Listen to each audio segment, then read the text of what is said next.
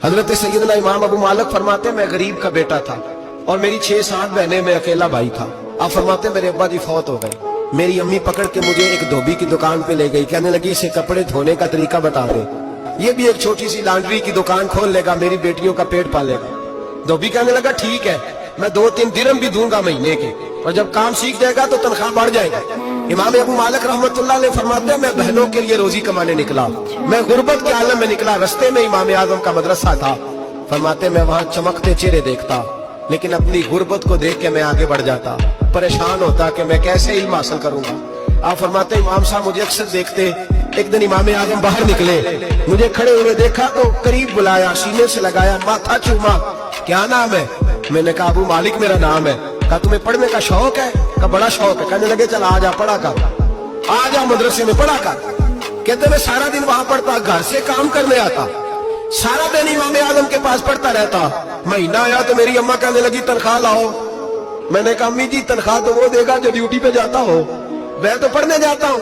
कहते अम्मा घर से निकली और बड़े गुस्से के साथ निकली, कहने लगी मौलवी ने मेरा बच्चा खराब कर दिया, मैं काम पे भेजती थी, इसने किस चक्कर में डाल दिया, मसलों से भी कभी पेट भरा है, काम भी तो करने चाहिए ना। कहते इमाम आजम के सामने खड़ी हुई, इमाम साहब बड़े अमीर कबीर आदमी, बीबी आई और तेज जुमले, औरतों का तरीका होता है। कहने लगी मौलवी तेरी सफेद दाढ़ी, तेरा इतना नाम, तुझे ख्याल ही नहीं आया, मैं बेवा औरत हूँ, तूने मेरा बच्चा खराब कर डाला, मेरी यतीम बच्चियां रोटी कहाँ से खाएंगी, मसलों से भी कभी पेट भरा है।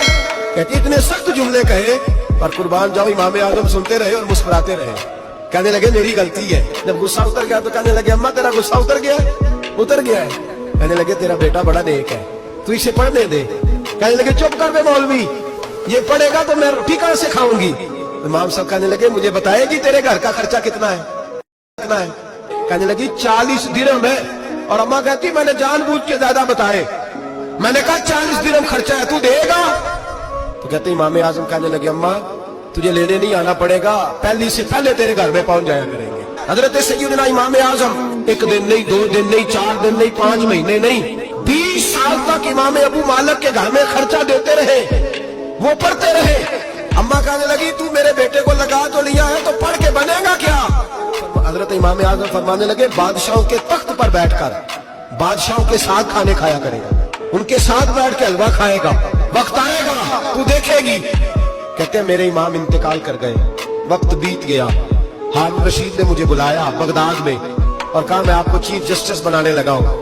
कहते हैं मैं खुशी से सजदे करने लगा, मैं चीफ जस्टिस बना। मैंने अपनी अम्मा को खत लिखा कि अम्मा बगदाद आ जा, तेरे बेटे को अल्लाह ने बड़ी शान अता कर दी है। फरमाते हैं हारून रशीद की बीवी बड़ी औलिया की उलमा की बड़ी फरमा बरदार थी, मोहब्बत करने वाली थी, उसने हलवा बना के भेजा, खाना बना के भेजा। हारून रशीद तख्त पे बैठ के खाने लगा तो कहने लगा इमाम साहब आप भी आ यहीं आ गए मेरे साथ। कहते एक कोने में वो बैठ गया, एक में मैं बैठ गया, बीच में खाना रख लिया। इतनी देर में मेरी अम्मा भी पहुंच गई। जब अम्मा ने मुझे तख्त पे बैठे देखा, वो कल तक जो बहनों के लिए 4 दिनार नहीं ला सकता था, तख्त पे बैठ के जब रोटी खाते देखा तो अम्मा तड़प गई। मैंने कहा अम्मा क्या हुआ? कहने लगी बेटा मुझे तेरा उस्ताद याद आ गया, उसने कई साल पहले कहा था इसे दीन का इल्म पढ़ने दे, इसे फकीह बनने दे, ये बहुत आगे जाएगा। देख आज अल्लाह ने तुझे कितनी शान अता की है। का बेटा ये कमाल तेरा नहीं, ये इमाम आजम अबू हनीफा का कमाल है।